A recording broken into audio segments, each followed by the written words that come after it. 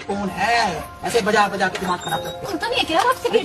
तू कहाँ से आ गई इस टाइम? मेरा ना दिमाग बहुत खराब है मम्मी। ओ ना गले में चुन्नी ना चूड़ियां ना कुछ, क्या कर क्या ये? मुझे नहीं पता क्या। मेरी सुन तो ले बात, मुझे क्या कुछ भागती नहीं जा रही है सुनना। अंदर? नहीं, एक बात तुझे बताओ, शर्म नहीं आती? तू ऐसे आ रही है पागलों की तरफ, अपना हाल देखा है तूने?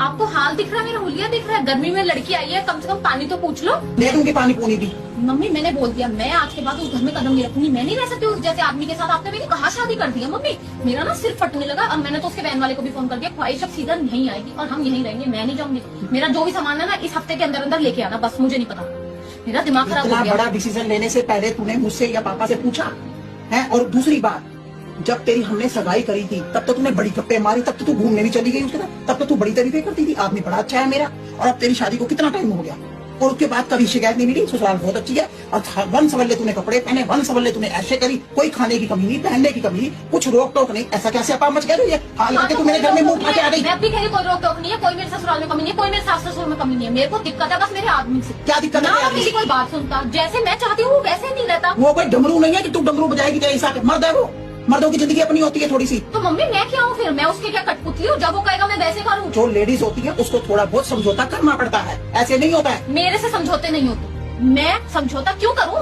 मैं उसके घर में गई हूँ, उससे ये तक तो होता नहीं है कि वो टाइम दे मेरे को, तो मैं क्या कर लूँ? मैं वहाँ पे नौकरी भी करूँ, सारा दिन की थकी भी आके काम करूँ, सब कुछ करूँ, उसके बाद जब अगर मेरा ये तो झूठ बोलियो मत कि तू काम करती है।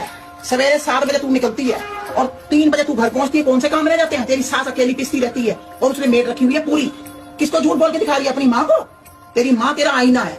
मैं वो उन माओं में से नहीं हूँ जो अपनी लड़कियों के घर बर्बाद करती हैं और शह देती हैं। जैसे आई है ऐसे उल्टे पैर भगाऊंगी, पानी भी नहीं दूंगी। उठा अपना सामान और निकल। मेरा घर नहीं, अब नहीं। आप आने दो डैडी को, मैं उनसे बात करती हूँ। डैडी का डिसीजन भी मेरा ही होगा, जो मैं कहूंगी वही होगा इस घर में। मैं अपनी लड़की को अपने घर में ब्याई हुई और बच्चे की माँ को अपने घर में नहीं रखूंगी। आप मेरे को उस आदमी के साथ कैसे बांध सकते हो? मैं और वो उस आदमी हो गया जब तक वो तेरे को घुमाता फिराता, मुझे करवाता है, खर्चे करता है। तो करेगा नहीं, शादी करिए, वो भाग नहीं। फिर कैसे वो बन गया गलत आदमी? थोड़ी बहुत मियां बीबी की नोक झोंक होती रहती है, इसका मतलब ये होता है कि मुंह उठा के माँ के घर आ लो।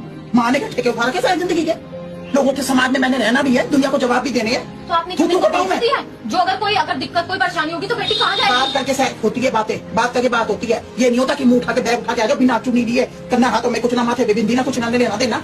आदमी की दुश्मन बन गई, चाहे वो लड़का। मेरा कुछ नहीं लगता, पर तेरा तो लगता है। तेरा तो बच्चे का बाप है। उस बच्ची के जिंदगी के बारे में सोच, जिस बच्ची की जिंदगी तुम दोनों से जुड़ी हुई है, उसका स्कूल के वो पैसे अभी ताजे ताजे भरे हैं। मैं ना पढ़ी लिखी हूँ, गवार नहीं हूँ, ठीक है ना? नौकरी कर लूंगी, अपने बच्चे को पाल लूंगी और पढ़ा भी लूंगी और मेरी बात कर लूंगी। पढ़े लिखे होने का क्या मतलब होता है?